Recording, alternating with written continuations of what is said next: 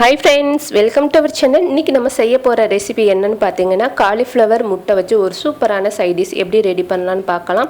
நம்ம இன்னைக்கு செய்ய போறது தயிர் சாதம், சாம்பார் சாதம், வெரைட்டி ரைஸ்க்கு சூப்பரா இருக்கும். கண்டிப்பா ட்ரை பண்ணி பாருங்க. இதுக்கு நான் 1 கப் அளவுக்கு காலிஃப்ளவர் எடுத்துர்க்கேன். காலிஃப்ளவரை இந்த மாதிரி சின்ன சின்ன பீசஸா கட் பண்ணி எடுத்துக்கோங்க. இது கூட கொஞ்சம் ஹாட் வாட்டர் சேர்த்துக்கோங்க. கொஞ்சமா உப்பு, கொஞ்சம் மஞ்சள். இது ரெண்டையும் சேர்த்துட்டு நல்லா வாஷ் பண்ணி எடுத்து வச்சிருக்கேன். இப்போ இதுக்கு மசாலா ரெடி பண்ணிக்கலாம்.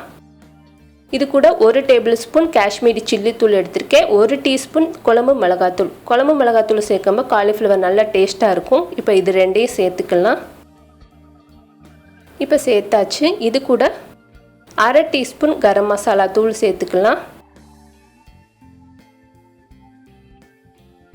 1 டீஸ்பூன் அளவுக்கு இஞ்சி பூண்டு பேஸ்ட்டு சேர்த்துருக்கேன்.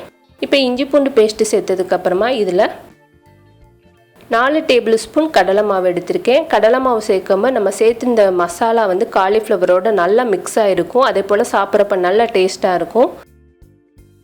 இப்போ கடலை மாவு எல்லாத்தையும் சேர்த்ததுக்கப்புறமா காலிஃப்ளவருக்கு தேவையான அளவுக்கு உப்பு சேர்த்துட்டு இதுக்கு கொஞ்சம் புளிப்பு சுவைக்காக நான் ஒரு சின்ன பழத்தில் ஒரு அரை பழம் லெமன் எடுத்திருக்கேன். சீட்ஸை ரிமூவ் பண்ணிவிட்டு சாறை மட்டும் புழிஞ்சு விட்டுறலாம். இப்போ சாறு மட்டும் சேர்த்ததுக்கப்புறமா இதை நல்லா மிக்ஸ் பண்ணிக்கிற போகிறோம்.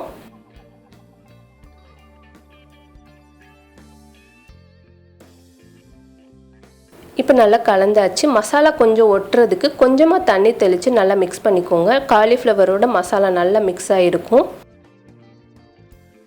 இப்போ நல்லா பிணைஞ்சிட்டு இதை ஒரு 10லேருந்து 15 நிமிஷம் ஊற வச்சுருங்க.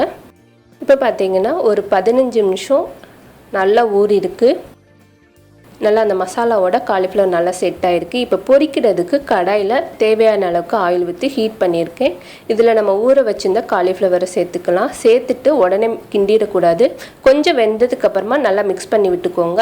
அடுப்பை சிம்லேயே வச்சு பொரிச்சுக்கோங்க. இப்போ பார்த்தீங்கன்னா நல்ல கடாயில் அந்த மசாலாலாம் ஒட்டாமல் காலிஃப்ளவரோட நல்லா ஒட்டியிருக்கு. நம்ம சேர்த்து கடலை மாவு சேர்த்துருக்கனால நல்லா அந்த காலிஃப்ளவரோட மசாலா செட் ஆகிருக்கும். இப்போ பார்த்தீங்கன்னா 2 சைடும் நல்லா வெந்துருச்சு. காலிஃப்ளவர் ரெடி ஆயிடுச்சு. இதே மாதிரி எல்லா காலிஃப்ளவரும் பொரித்து தனியாக எடுத்து வச்சுக்கலாம். இதுக்கு ஒரு மசாலா ரெடி பண்ண போகிறோம். கடாயில் ஒரு 4 டேபிள் ஸ்பூன் கடலெண்ணெய் சேர்த்துக்கோங்க. இது கூட ஒரு பெரிய வெங்காயம் நல்லா பொடியாக கட் பண்ணிவிட்டு சேர்த்துருக்கேன். சேர்த்துட்டு ஒரு அரைப்பதம் வேகணும். அரைப்பதம் நல்லா வதக்கலாம். வதக்குனதுக்கப்புறமா ஒரு மீடியம் சைஸ் தக்காளி நல்லா பொடியாக கட் பண்ணிவிட்டு சேர்த்துருக்கேன். 1/2 டீஸ்பூன் இஞ்சி பூண்டு பேஸ்ட்டு. இதை ரெண்டையும் சேர்த்துட்டு நல்லா மிக்ஸ் பண்ணிக்கலாம். தக்காளி வதங்குறதுக்கு இது கூட கொஞ்சமாக உப்பு சேர்த்துருக்கேன். ஏற்கனவே நான் காலிஃப்ளவரில் உப்பு சேர்த்துருக்கேன். இப்போ மசாலாவுக்கு மட்டும் கொஞ்சமாக உப்பு சேர்த்துருக்கேன். சேர்த்துட்டு நல்லா தக்காளி கொஞ்சம் வதங்கட்டும். இப்போ நல்லா வதங்கிடுச்சு. இந்த டயத்தில் ஒரு பிஞ்ச் அளவுக்கு மஞ்சத்தூள் சேர்த்துருக்கேன். 1 டீஸ்பூன் காஷ்மீரி சில்லி தூள், 1/2 டீஸ்பூன் கரம் மசாலா. இது ரெண்டையும் சேர்த்துக்கலாம். மிளகாத்தூளுக்கு பதிலாக நீங்கள் மிளகுத்தூள் கூட சேர்த்துக்கலாம். நல்லா டேஸ்ட்டாக இருக்கும். இது கூட 1 டேபிள் ஸ்பூன் மல்லித்தூள் சேர்த்துருக்கேன். தனியாத்தூள் சேர்த்துருக்கேன். 1/2 டீஸ்பூன் ஜீரகத்தூள் சேர்த்துருக்கேன். இப்போ எல்லா மசாலாவும் சேர்த்ததுக்கப்புறமா நல்லா வதக்கிடலாம். ஒரு 2 நிமிஷம் ஆயிலில் நல்லா வதக்கிக்கோங்க. இப்போ நல்லா வதங்கினதுக்கப்புறமா ஒரு பச்சை மிளகா. நம்ம சேர்த்துருக்க எல்லாமே காஷ்மீரி சில்லி தூள் தான், அதனால் காரம் இருக்காது. உங்களுக்கு பார்த்துட்டு காரம் சேர்த்துக்கோங்க. இது கூட 1/2 கப் அளவுக்கு தண்ணி சேர்த்துருக்கலாம். தண்ணி சேர்த்துட்டு நல்லா மிக்ஸ் பண்ணிவிட்டு இதை மூடி போட்டுருங்க. நல்லா நம்ம சேர்த்து இந்த தண்ணிலாம் வற்றி எண்ணெய் பிரிஞ்சு வரணும், அந்தளவுக்கு கொதிக்க வச்சுருக்கேன். இப்போ பார்த்திங்கன்னா நல்ல தண்ணிலாம் வற்றி கொதித்து எண்ணெய் பிரிஞ்சிருச்சு. இந்த அளவுக்கு வந்ததுக்கப்புறமா இது கூட நம்ம ரெடி பண்ணி வச்சுருந்த காலிஃப்ளவர் எல்லாத்தையும் சேர்த்துக்கலாம். சேர்த்துட்டு நல்லா மசாலாவோட மிக்ஸ் பண்ணி விட்டுருங்க. நல்லா கலந்ததுக்கப்புறமா இது கூட ஒரு 2 முட்டை, ஒரு 2லேருந்து 3 முட்டை சேர்த்துக்கலாம். நான் இன்றைக்கி ஒரு 2 முட்டை சேர்த்துருக்கேன். 2 முட்டை சேர்த்ததுக்கப்புறமா ஒரு அரைப்பதம் நல்லா வேகட்டும். நல்லா மிக்ஸ் பண்ணிக்கலாம். நான் ஒரு ஹோட்டலில் சாப்பிட்டேன். மட்டன் முட்டை கறியும் சாப்பிட்டேன். நல்லா டேஸ்ட்டாக இருந்துச்சு.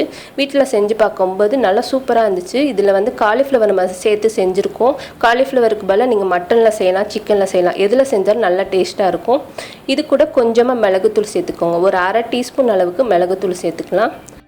சேர்த்ததுக்கப்புறமா ஒரு கைப்பிடி அளவுக்கு பெரிய வெங்காயம் வந்து கடைசியாக சேர்க்கும்போது சாப்பிட்றப்ப நல்லா டேஸ்ட்டாக இருக்கும்.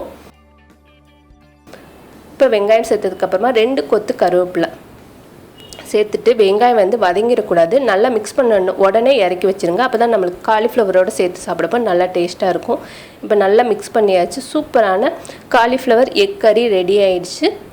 சாம்பார் சாதம், தயிர் சாதம் எல்லாத்துக்குமே இது சூப்பராக இருக்கும். கண்டிப்பாக ட்ரை பண்ணி பாருங்கள். இந்த வீடியோ உங்களுக்கு பிடிச்சிருந்துச்சுன்னா லைக் பண்ணுங்கள், ஷேர் பண்ணுங்கள். மறக்காமல் நம்மளோட சேனலுக்கு சப்ஸ்கிரைப் பண்ணுங்கள். தேங்க்யூ.